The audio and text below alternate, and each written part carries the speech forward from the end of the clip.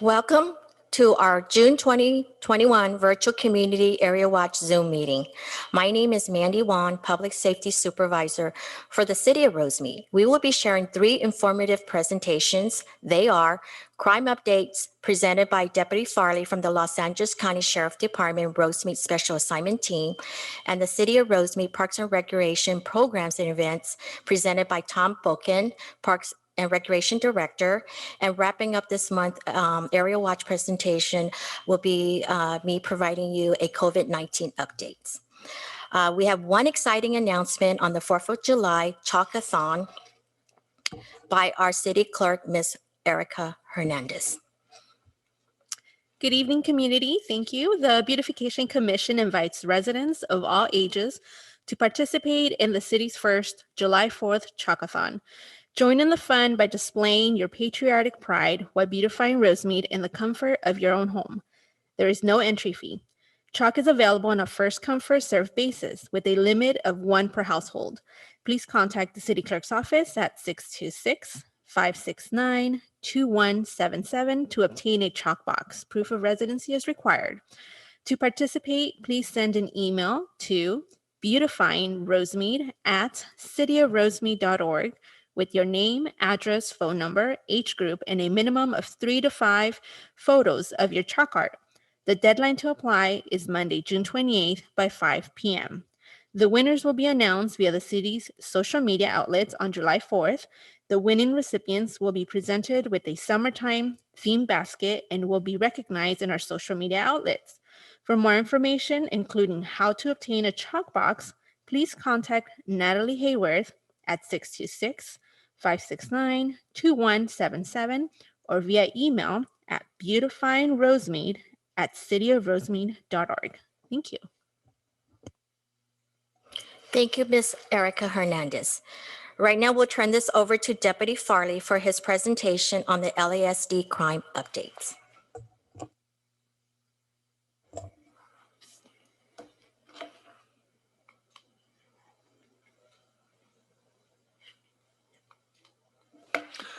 All right, well, good afternoon, everybody. This is Deputy Farley from the Los Angeles County Sheriff's Department. And really just wonderful to be able to talk to you today. And why I'm saying that is because we are in June 2021, and I feel a real good, vibrant life going on around this whole city as far as spirit. And it's good to really see that our businesses are opening up again. We have a lot of commerce moving, meaning our people are getting back to work. Our neighborhoods are coming out again to enjoy each other and the community and share with each other at our parks. Through the last couple of weeks, I was able to attend and or observe numerous graduations through our schools, seeing our wonderful students, our youth for the city, and our great teachers and administrators for both of our districts of Garvey and the Rosemead School District. So it's just, we have so many good things going on in the city as we go to this summer and on to the fall and the winter, that I hope we continue this this progress for our city, the city of Rosemead. As I go through today's presentation, we do have some good news and we do have some bad news, and we want to turn some of that bad news and change it and back into the good news. So let's see as we go through some of these statistics.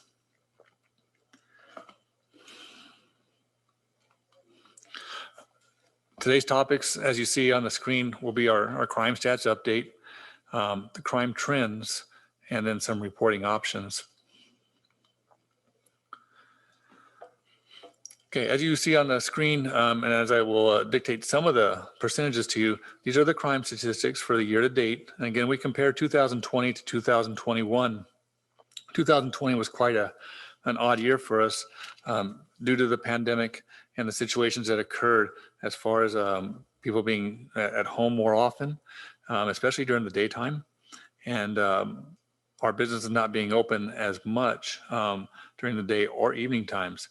So when we look at some of the statistics, keep that in mind. And looking at those, I'll let you read most of them. I'll point out the robbery statistic, showing 28 robberies in 2020, 22 in 2021. This is a decrease of almost 22%, and that is significant. And hopefully we can continue this trend We, the Sheriff's Department, we do try to prevent the robberies from happening by showing a presence at certain locations, especially on Valley Boulevard and Garvey Avenue, where, like I said, commerce is usually occurring at our restaurants and our businesses.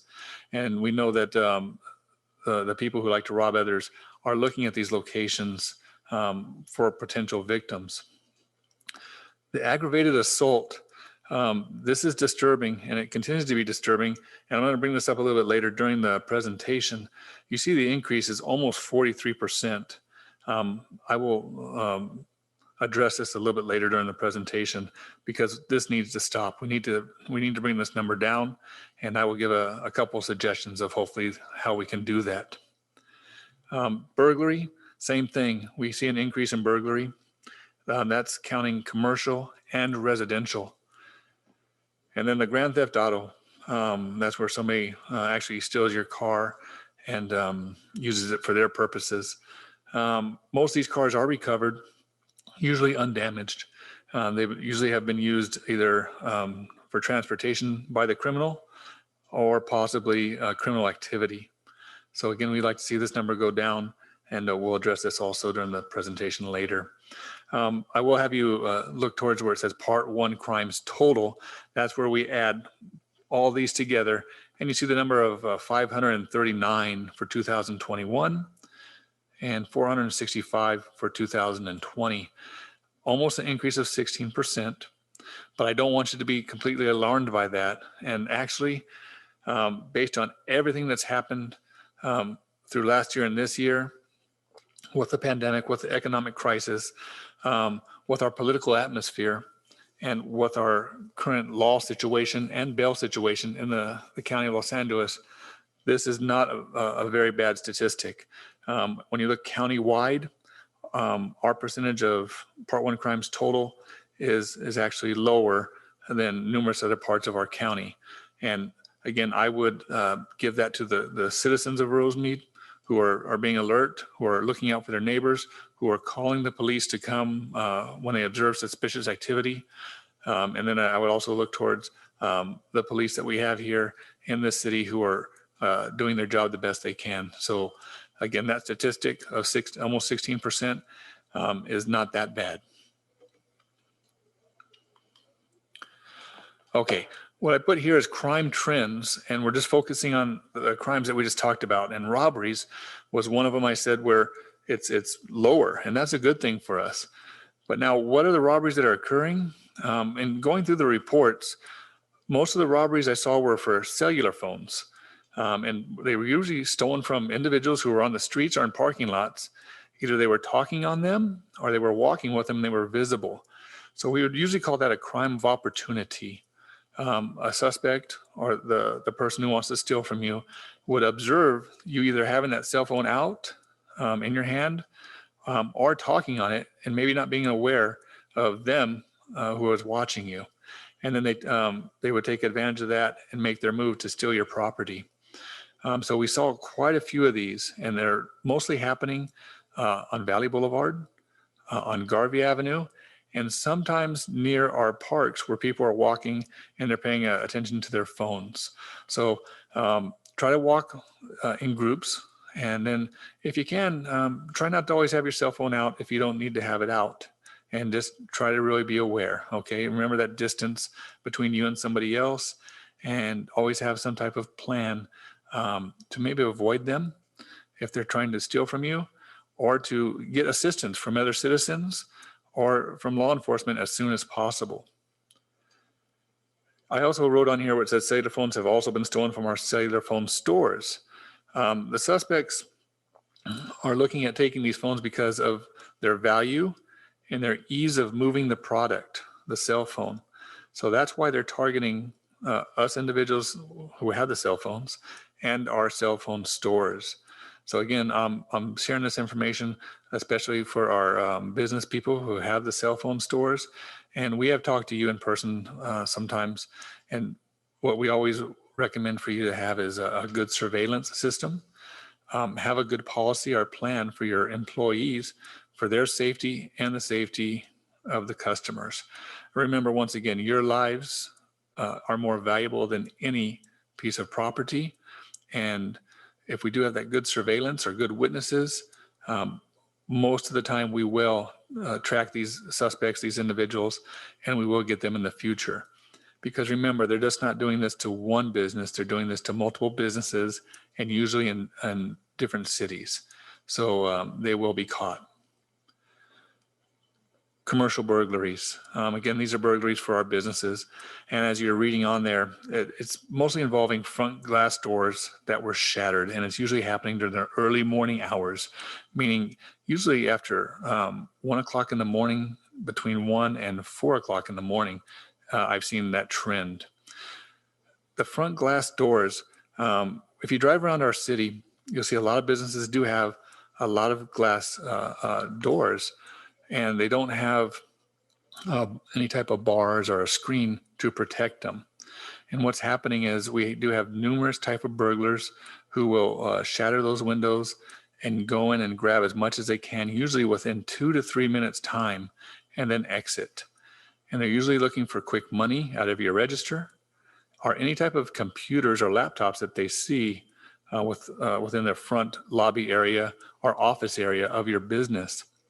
So again, we would recommend, and most businesses do this nowadays, keeping very little cash in their business or taking all cash out.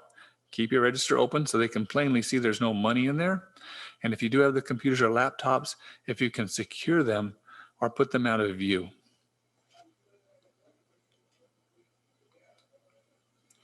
Continuing on with these crimes, remember I told you residential burglaries increased.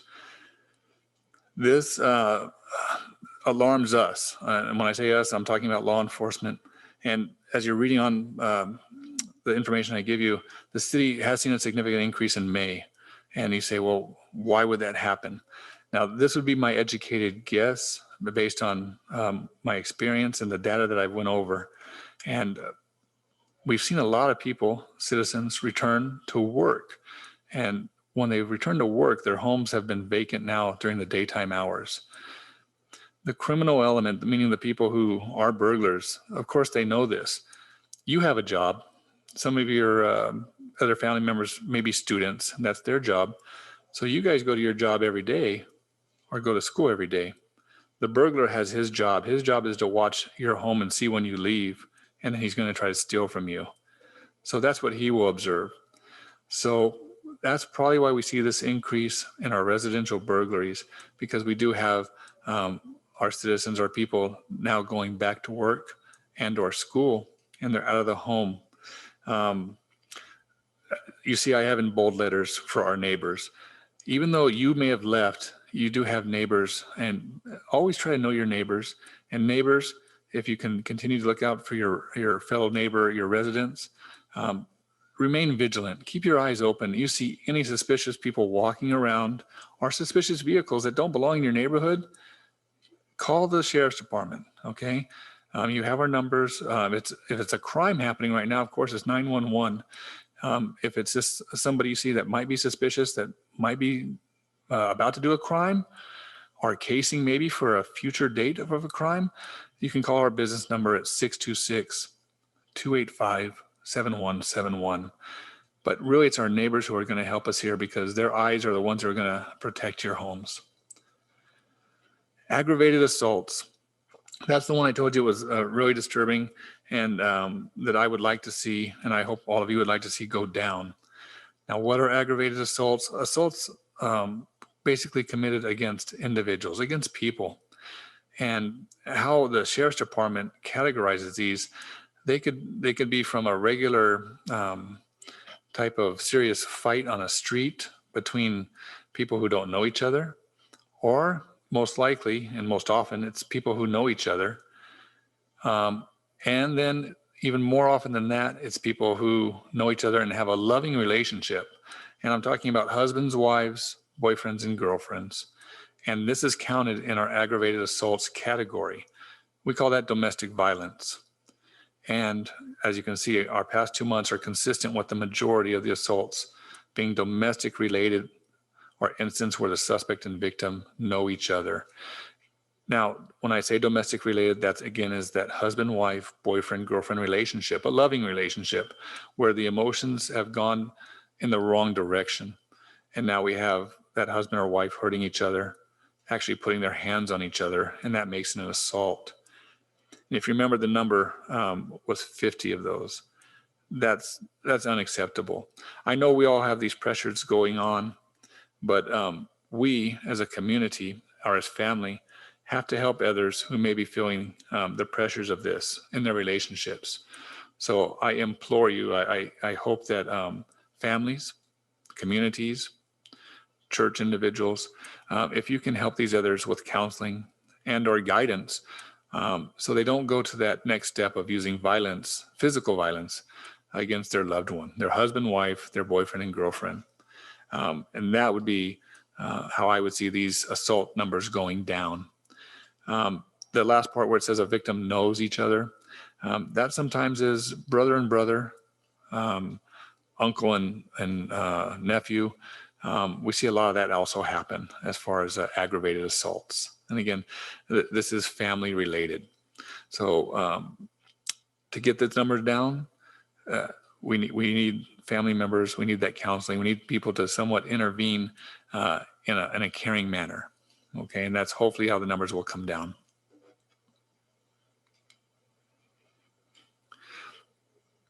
This again is our Rosemead area watch map.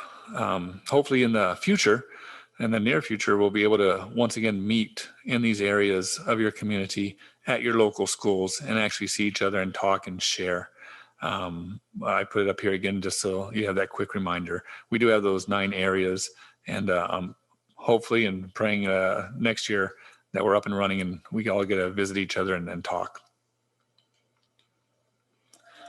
I left this slide on here from our last presentation just as a reminder, and I'll let you read it, and I won't go over each bullet point of this.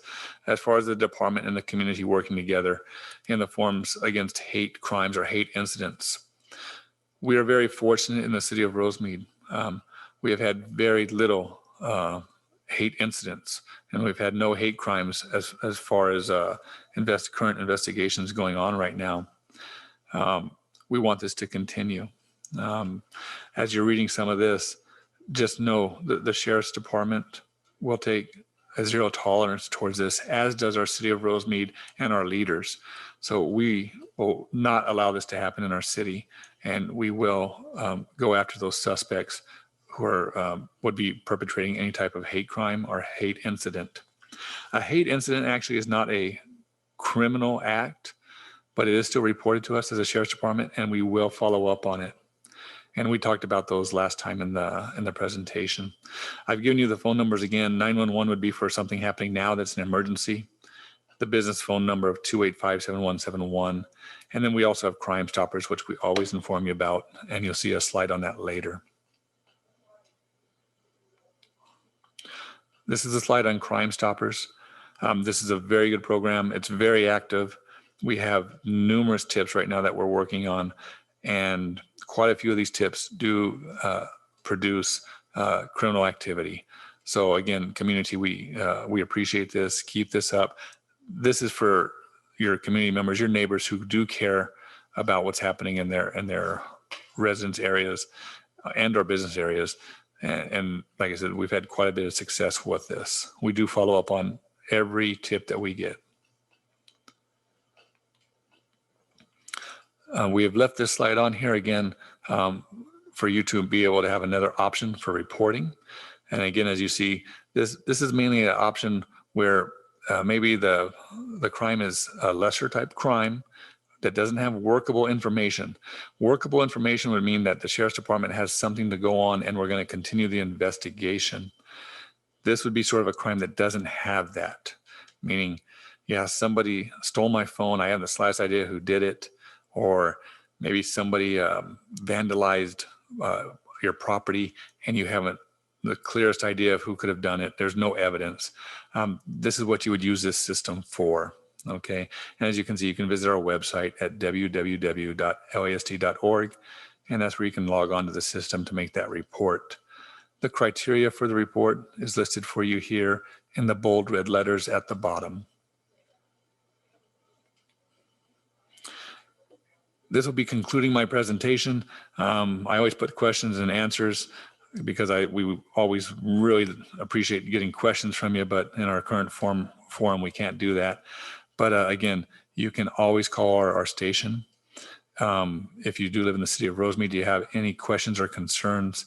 Once you call that station number 626-285-7171, ask for either the lieutenant or sergeant for the Rosemead team, and you give them any concern, and I guarantee we'll follow up on that. So everybody, thank you again. Let's keep the positive going as far as the city, and let's see you all out there and enjoying your community. Take care, and I'm going to give this back to Mrs. Wong. Thank you, Deputy Farley, for that informative presentation. Our next presenter is our Parks and Recreation Director, Tom Pulkin. Good afternoon. My name is Tom Boking, and I'm the Parks and Recreation Director for the City of Rosemead. It's great to be with you today. Wanted to touch base regarding some of the programs that we are offering this summer.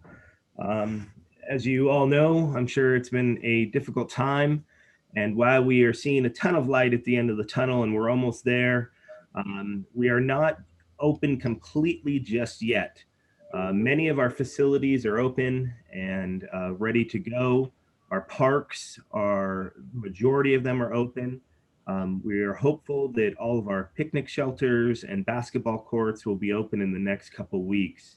But we love seeing everybody using our facilities and enjoying our programs, and looking forward to offering more and more as time goes on. This summer, we will be offering we are offering many youth programs. Our Rosemead camp, our Camp Rosemead is back in full swing. We are offering 9 weeks of camp for youth. The camp size is limited based off of certain protocols that are still in place for right now for children. But we're excited that our camp is almost filled up for the summer, and having youth back enjoying what we offer on day-to-day is great. We have a new program this summer for our youth golf lessons and classes. So we're offering lessons for boys and girls ages 5 to 17 years old. And this is taking place at Whittier Narrows Golf Course. We're offering tennis lessons for boys and girls ages 6 to 17 years old. That is taking place at Garvey Park. And our youth basketball program for boys and girls ages 6 to 14. And what it is, they learn the fundamentals of dribbling, shooting, passing, teamwork, sportsmanship. And that'll be taking place at the Jess Gonzalez Sports Complex, as well as the gymnasium located at Garvey Park. These programs are still available, and you can call our office to sign up. Also this summer, we have our aquatic programs going at the Rosemead Aquatic Center. We are offering swim lessons, modified swim lessons. And again, those are reduced based off of the current COVID guidelines.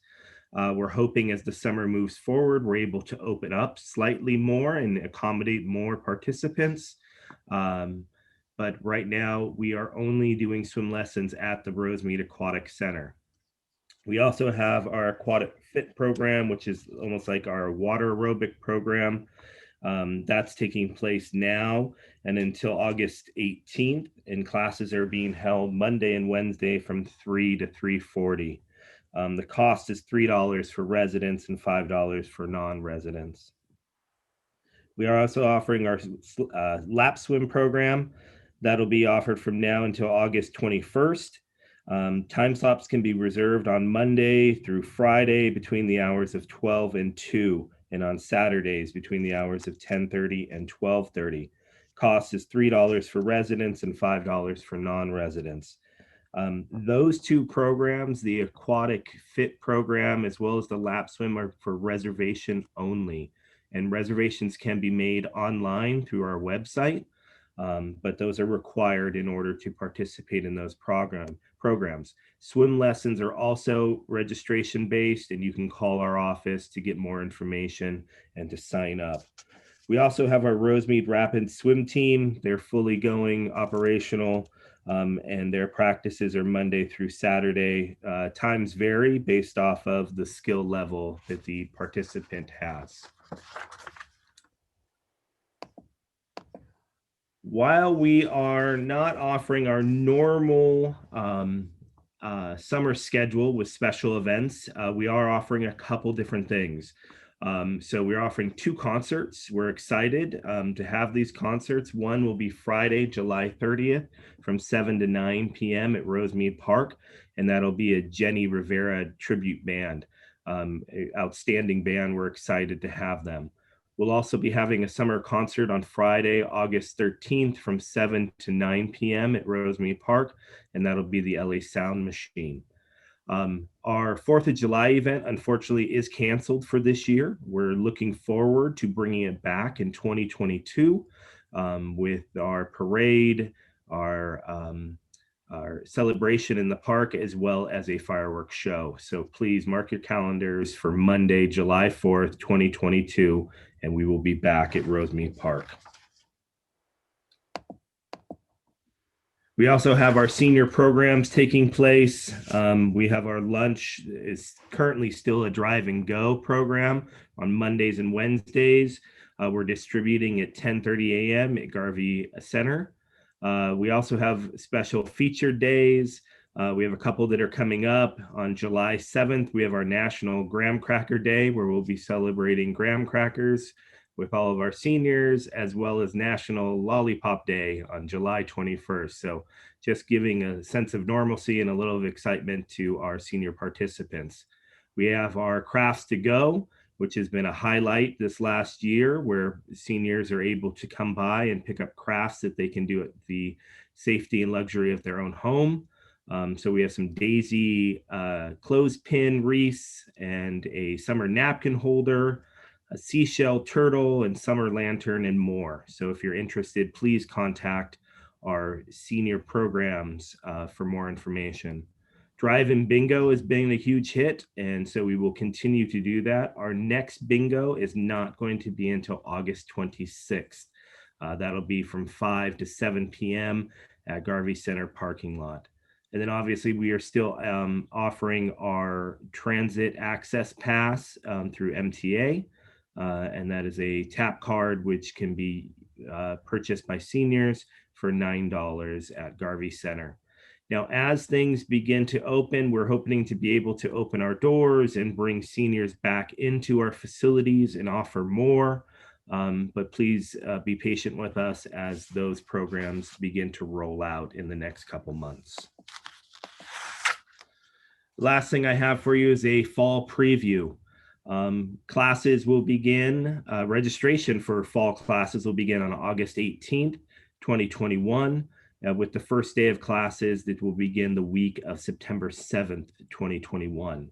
We're excited to be able to offer more in person as well as inside classes and get back to what our normal class selection would look like. 9/11 memorial ceremony. The city will remember those who perished in the attacks on September 11th, 2001. This will be the 20th anniversary.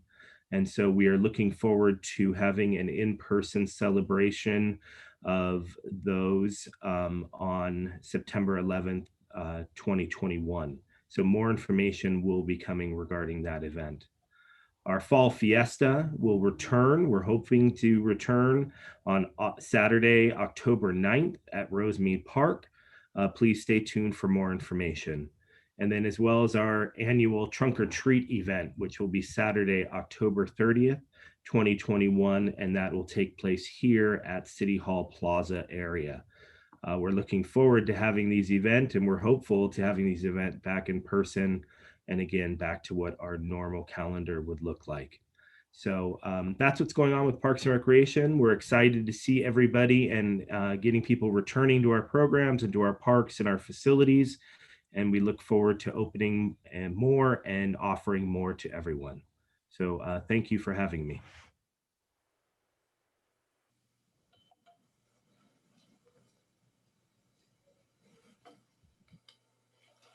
Thank you, Tom Pulkin. We are excited of the programs and events to come.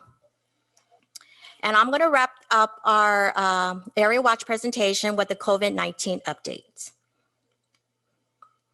So today's agenda, I'm going to go through the current confirmed cases and deaths in Rosemead, the Los Angeles County Department of Public Health COVID-19 vaccine plan, the revised Safer at Home Health Officer Order, and LA County Senior Resources, and then additional COVID-19 resources. The confirmed cases as of June 14, 2021, the city of Rosemead shows a little bit over 4,000, and Los Angeles County a little bit over 1.2 million, and then California 3.6. And then COVID-related deaths in city of Rosemead, there's 151. In Los Angeles County, over 24,000. And in California, a little bit over 62,000. And these stats are as of June 14, 2021. So what is the LA County vaccine plan looks like? For any of these information that I'm sharing, feel free to go into the Los Angeles County Public Health website, which is listed in the below, which is www.publichealth.lacounty.gov. Wealth of information on this website. So when you get on there, this is the front page. And what you would do, where you see on your left-hand side, it says click here. If you click on Get COVID-19 Vaccine Update, once you click, it will take you to this page. And from there on the left-hand side, you will click How to Get Vaccinated. It will take you to this screen. From this screen, you are able to look for a location closest to where you would like to get your vaccine. And then it also will provide you the location if they are offering Moderna, Pfizer, or Johnson & Johnson. And just to let you know, all the shots are available for 16 and older. And what the screen shows you in LA County as of June 14, these are all the vaccine that's been administered in the entire LA County. As you can see, it's been sorted and categorized by the area. So doses administered, you could see, is a little bit over 9.9 million. And then residents in LA County, which are 16 and older, to have at least one dose shows that we are a little bit over 5.4 million. And then seniors that are 65 and older, at least to have one dose, is also showed the 1.1 million. So all these great information, again, is also listed in the LA County website. So there was a health officer order that was revised on June 15, and now it is called A Safer Return Together at Work and in the Community. So what does that mean? So what changes from the yellow tier on June 15?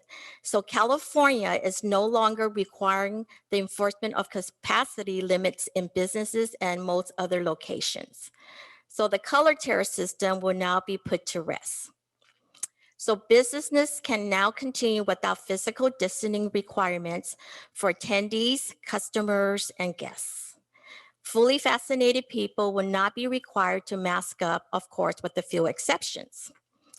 And vaccine verification or a negative COVID-19 test will only be required by the state for a venue to operate under certain crowded and circumstances. So businesses now have three options and event venue to operate. So businesses and venue can publicly post rules regarding mask wearing and allow visitors to self-attest that they are vaccinated. Or businesses can implement implement a vaccine verification system to determine whether individuals are required to wear a mask and/or businesses can simply require all patrons to wear a mask. And again, this is up to the individual business owners and event venue operators. So what are the restrictions that are still in place after June 15th? All right, when attending crowded mega events that draws more than 5,000 visitors indoor or over 10,000 visitors outdoors, fully vaccinated people still required to wear masks. So what is considered mega events? They include live performances, parades, fairs, festivals, sports event, or similar settings. So venue for indoor mega events must require attendees to show proof of vaccination on the results of a negative COVID-19 test within 72 hours of the event. And what kind of proof do you need? A photo of your vaccination card or the actual vaccination card, or documentation from your healthcare provider stating that you have been vaccinated, and or a printed or an email of the result from your COVID-19 test. If it's an outdoor mega event, currently is not required to check for your vaccination status, but the way they are required for indoor, but somehow we are still highly encouraging operators to do the same for outdoor mega events. So unvaccinated people will be required to wear masks in regular indoor public settings and businesses such as retail locations, restaurants, theaters, family entertainment centers, meetings, and state and local government office serving the public. And all individuals, vaccinated or not, will still be required to wear masks at public transit, in K-12 schools and childcare settings, in healthcare settings, at correctional facilities and in detention centers, in homeless and emergency shelters and cooling centers. So that's pretty much wraps up a summary of the recent health order that was shared on June 15, 2021. If you would like additional COVID-19 resources, listed on the screen is links to the City of Rosemead, the Los Angeles County Department of Public Health, the State of California, and the Center for Disease Control and Prevention. If you have any information on any of the presentation that were presented or anything related to COVID or anything that you would like to share with me, feel free to reach out to me. My information is listed there. You can feel free to either call me or email me listed on the screen. So this pretty much concludes our June 2021 Virtual Community Area Watch Zoom meeting. And we just wanted to thank you for your participation and being with us through this pandemic and being flexible and joining us as we do the new norm. We're hoping that the new norm will be soon to meet in person, and we're looking to shoot for in person in 2022.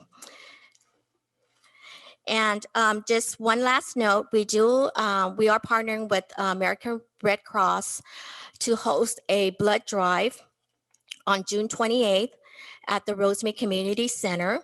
If you would love to donate blood, feel free to call me and I will be able to share more information, but the information is also shared on our social media platform.